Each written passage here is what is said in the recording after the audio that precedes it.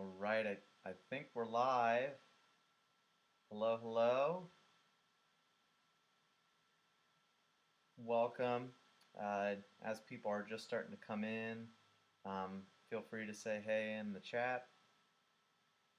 Thank you for coming. I realize there are a lot of people that are probably going to be watching this later on. If you are watching later, sorry you won't be able to ask any questions. Just know, I'll say this at the end of the video too, just know you are more than welcome to ask questions at any point. Both Ms. Heitkamp and myself are realizing that this is such an unusual time and there are so many unanswered questions, but we want to do our part to be able to answer anything that you have, any concerns you have. I have talked to parents over the phone for long conversations who just want to talk and vent and be heard. So please feel free to reach out at any point because we love hearing from you. Well, great. Some people are showing up. All right. Um, well, I do want to start off just by saying thank you. It has been incredibly humbling to see this community of families come together in this crazy time, and especially in our world specifically, things have just been changing constantly. And I know that's frustrating for a lot of you, and it especially is for the directors and the staff. It seems as soon as we come up with something, something always changes. Uh, and that has been a very recent thing, even now, which I will update you on our plans, how we're going to move forward. But I want to start by just saying thank you to families volunteering and sacrificing time to come in and sacrifice their health potentially to come in and be with our students and check them in and make sure that they're doing everything safely. I feel incredibly confident with the way that we have been running rehearsals so far and have put a lot of thought and effort into making sure that your kids are safe. So I hope that comes across and that you feel like when you send your student to rehearsals that they are safe and well taken care of, because that is our top priority. We've canceled rehearsals a few times just because we have not felt confident that we can keep every student safe. And I know everyone has different thresholds of what they feel is safe, but as an educator uh, who has to deal with a lot of different families and a lot of different students from different backgrounds, I feel like there is not enough of a high level for safety. So we are doing our best to be over safe, which I think is okay in this scenario. Um, so thank you is what I'm trying to say. Continue to support us, and we'll continue to support you on the same link. So moving forward, I don't know how many of you have been keeping up with updates and what things are looking like from the CDC and from our governor. I did not watch the press hearing today, but I did follow up on football guidelines because those were updated today. So I just want to update everyone, at least from my position, what I have heard and how that's going to affect us in the future because there have been some changes. So I know a lot of you saw that Hilliard City Schools shut down all of their extracurriculars. I think this was on Thursday, maybe this week, yesterday or the day before, and we had a feeling that that was going to be a similar decision from Southwestern, which now I have learned late last night that Hilliard has gone back on that. They are now reopening extracurriculars. Um, our district did come out and say that we are going to be just returning, actually effective Saturday, we will be returning to phase one um, of safety regulations. So basically, that would mean for us meeting in groups of 9 students plus an instructor, so 10 total, keeping them in separate areas so that they're not crossing paths. That way, if someone does come down with feeling ill or sick, we can track it to that specific pod. So that has been the big change for us that we'll have to start changing moving forward, is returning to phase one. And if you remember, phase one was first initiated in May and June at the beginning of the summer. And as a department and as a district, we all agreed that marching band would wait to see what new guidelines came out, um, because it is so hard to effectively rehearse when you can only meet with 10 kids at a time, 9 kids at a time. So we waited during that first phase one, but we are done waiting, and feel that we have had enough practice with doing things safely. So we feel much more confident approaching phase one with rehearsals. So we are still planning to rehearse. Things will have to look different. And that's kind of what I wanted to talk about. This meeting will address band camp, but the more pertinent and upcoming issue is this new 10 pod rule. So I do want to address that first, and then I can field some questions about band camp and projections that we're thinking about. It's still something that some things are up in the air. Excuse me, still. So just continue to be patient with us.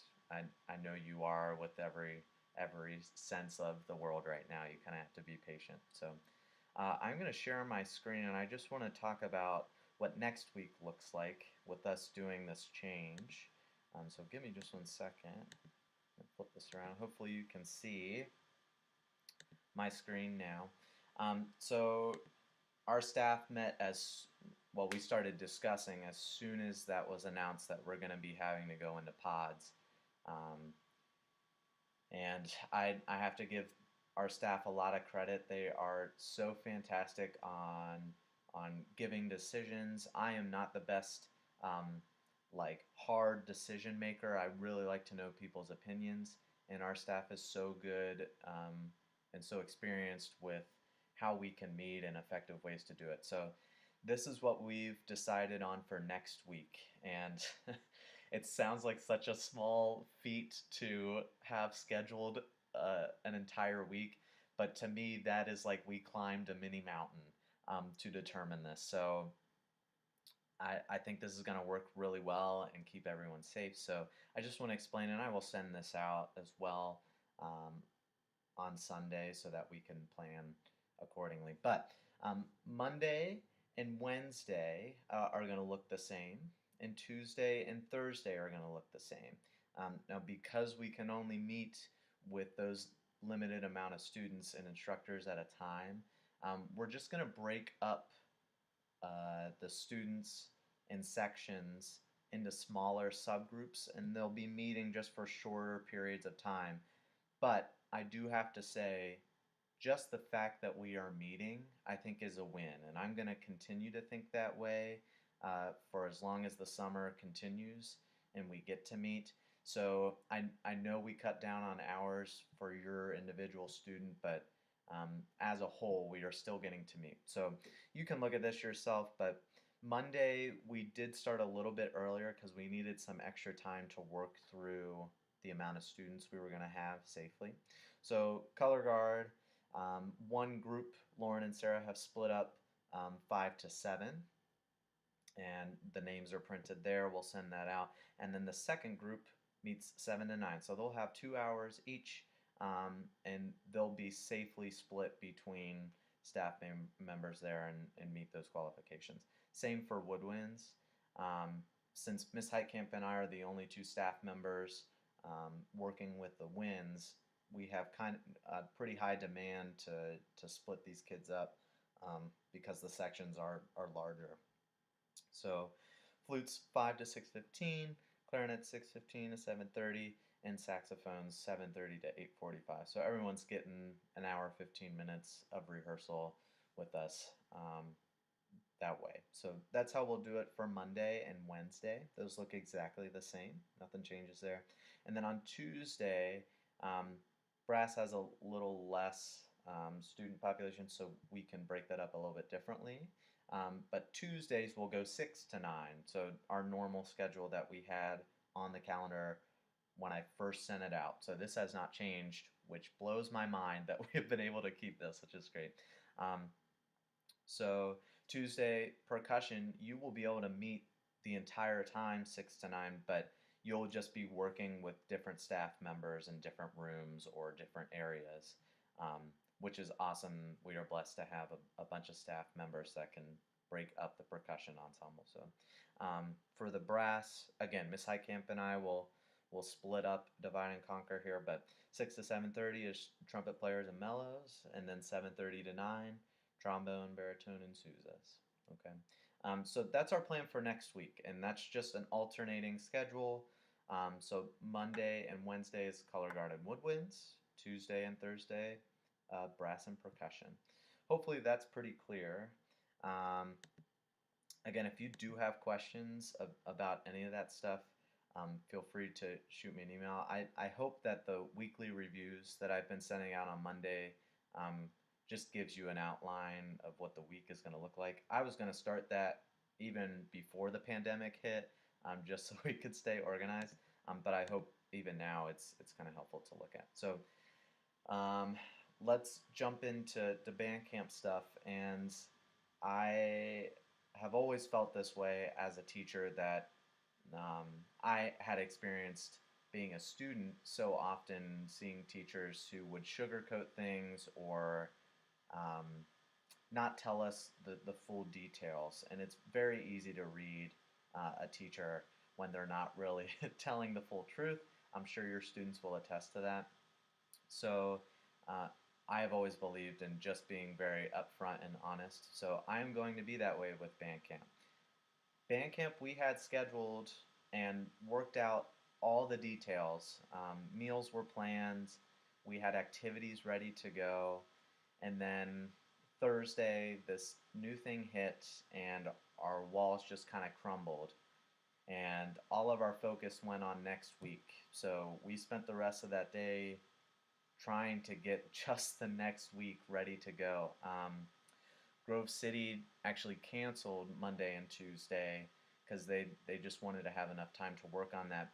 But I really wanted to rush and not rush the health and safety part of it, but rush to get an idea and decision made for next week. So I am super proud of the fact that we did get that, but because we focused our attention on that, we did lose some time with figuring out a new band camp. And it has been tough for me because I thought I had checked all the boxes to be able to do all the traditions and still get a lot of stuff done and get to see your students for longer periods of time.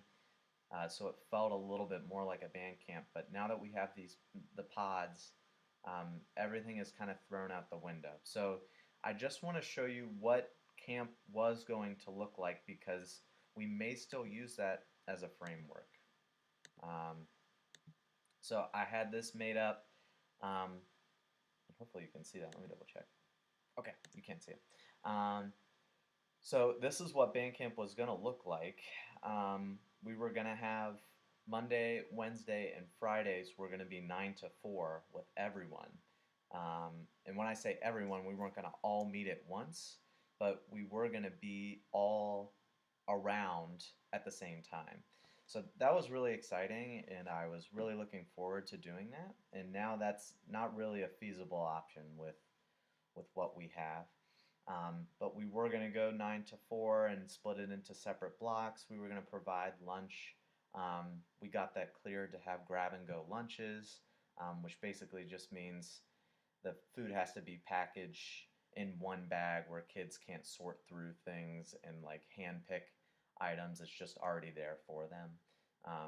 So we had all of that planned, and then to kind of alleviate some distancing and give us a chance to clean and get ready for the next full day rehearsal. Tuesday and Thursdays we're going to be splits, um, with wind players in the morning and then color guard and percussion in the evenings.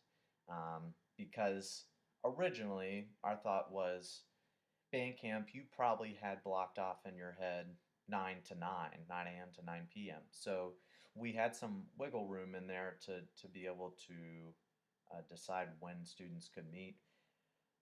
And that seemed like a good option. So we were going to do the senior auction. We were going to do it on the band field, and seniors are going to come up on the tower. Uh, we had it all kind of worked out. Seniors worked really hard and quickly to figure this out for themselves, which I applaud them. That's really fantastic. We're going to do maybe the senior barbecue after that on the field, distanced, spread out, um, and even do like a water balloon fight, which I was kind of looking forward to splash a few people on Friday at the end of the week with with everyone there. But that's going to have to change course a little bit. And to be honest, I don't know what camp is going to look like. And part of that is because there's a lot of unknowns for us. We're still working to try to get staff members that can teach your students. A lot of staff members are already booked up or don't feel comfortable teaching in this climate, or for whatever reason, we are struggling to find some staff members, and we're struggling to see what students are actually doing marching band, because that's, as I'm sure your family has already talked about with your student, it's a hard decision to make, but it's a decision that we kind of need to know to plan for numbers for kids coming in. It's not like previous seasons where, if Johnny's absent one day, it's not the end of the world, and if he shows up, great. But for us, if we plan on 9 kids being there, and an extra kid shows up, that messes up our numbers quite a bit, and then we're not following the protocol, which we really want to make sure we're doing. So we're trying to follow up with a lot of students right now with what their plans are, students that have not returned our emails or phone calls. So that's part of the process too. And secondly, and a big part of it, as we're seeing, things change daily, sometimes multiple times in a day. And it's hard to schedule something completely and then have that get completely rewarped. So we have a few options on the table for camp. We might keep that same scheduling, that same timing, but split the groups up again um, within those time blocks, so 9 to 4, but maybe I play the clarinet and I'm only going to come from 10:30 to noon or something that day. Um, we would still get to see every student that week, which would be awesome, just be in smaller pods. We've also thought about just doing the same schedule that we have this week for next week. Um, I have to give a special shout out to the seniors. I messaged them today and asked how we want to do senior auction now, and they were awesome. It was kind of a unanimous decision that we could probably do some type of Zoom call with all the students and even parents. That would be really cool if you wanted to chime in too and see what this auction looks like. I know a lot of parents have heard about it, but haven't got to experience it because they haven't been able to go to camp. So we might be able to host a Zoom call, and students can still be auctioned off. We can still have students interacting that way through the chat or through video. So those are some options that we're battling with. We just don't know realistically how much regulations are going to change and what we're going to be allowed to do. So that's a discussion that we need to have with the staff and with our administrators and district personnel. So I hope you can understand. We really are working to try to figure this out, and I hope your student is still excited about things. Regardless, I know we're starting online when school starts. We will be sending out the show electronically. Uh, that way, even if we don't get to create it to a full extent, you're going to have that resource to use as you want to. Um, yeah, um, I think that's kind of all I have. I was going to open it up. One of the things that I like most about the live stream is being able to answer questions for you quickly that may pop in your head as I'm talking, or things that might be easier for me to explain talking through it rather than an email. Um, so if there's any questions, feel free to add it in the chat. If not, um, that's totally fine too. Yeah, so I see Mrs. Harden asked if we could do virtual camp. Yeah, so we are planning on doing the auction that way, virtually as of right now, and it would either be a Zoom or students would send in their own videos, and I would edit the videos together and send that out in some form. But I kind of like the Zoom better because it still feels live and interactive a little bit. Um, oh yeah, great question, Miss Morgan. That is a discussion I have not had with Donnie yet. I don't know what his plans are in assigning positions and instruments there. I think I don't want to speak for him, but I think in his mind he wants a little bit more time to introduce fundamentals before students lock into an instrument for good.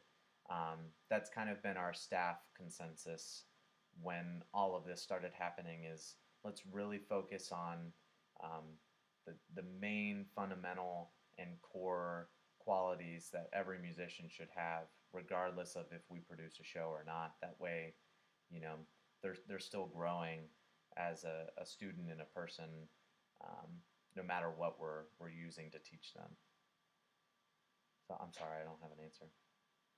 And any other questions, things I can put to rest or ease off? Great question. Okay, yeah, and that's something that's been in my head for a long time, Mrs. Harden, about cost and what you will have to be paying. So currently, correct me if I'm wrong, band fees total should only be $150. The $100 show deposit and then one band camp fee or the uniform fee. Um, so with that 150, we have a lot of leeway with just that. And what we're kind of waiting is to see what Bandcamp looks like and what staff we can get, because we use part of that payment that you've already given to pay our staff and all the extra resources that we would use at Bandcamp. So we're waiting to see kind of what that process is like, but I will say this, and I feel fairly confident about it, that fees will not go up any more than that. I just can't imagine asking for more money from you right now, and I'm sure you feel the same way about having to pay more. So at this time, I am not going to be asking for any more. I don't think we're going to need any more money. But if we do not end up using all of that $150, then we would keep the excess as we distribute it through the band and all the student accounts. We would keep whatever is left in your account for you to use for future payments for other seasons, or can get refunded for that based on how the rest of the season ends up looking. Um, at this point, has football been canceled?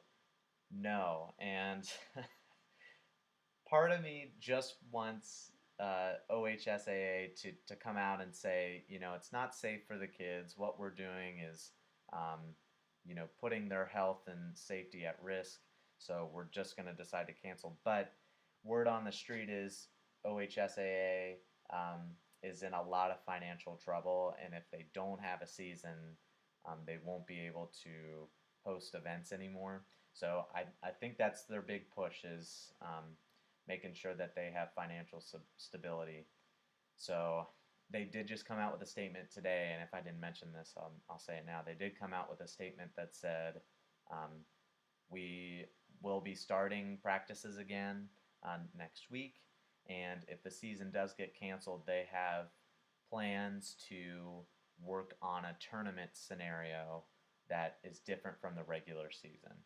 So I don't know what that means, but they are really pushing um, to try to get things to work. So no, they have not canceled yet.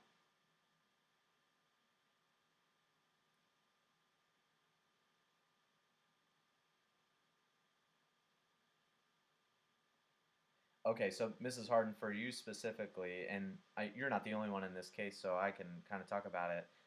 If you are a go-getter and you just put the money on the table right away and said we're all in for the season, let's knock out the fees, which is fantastic. That money is safe right now. We have not touched it. It's in your Charms account, and we will not process it until a season forms. If it doesn't end up happening, um, we will do refund checks for sure. But we do want to make sure that this season pans out how we thought it would, because we would hate for us to refund you and then have to ask for money again. Um, so if there's individual situations where you got to get bills paid for, then please contact me. You know I'll work with you all to help that out.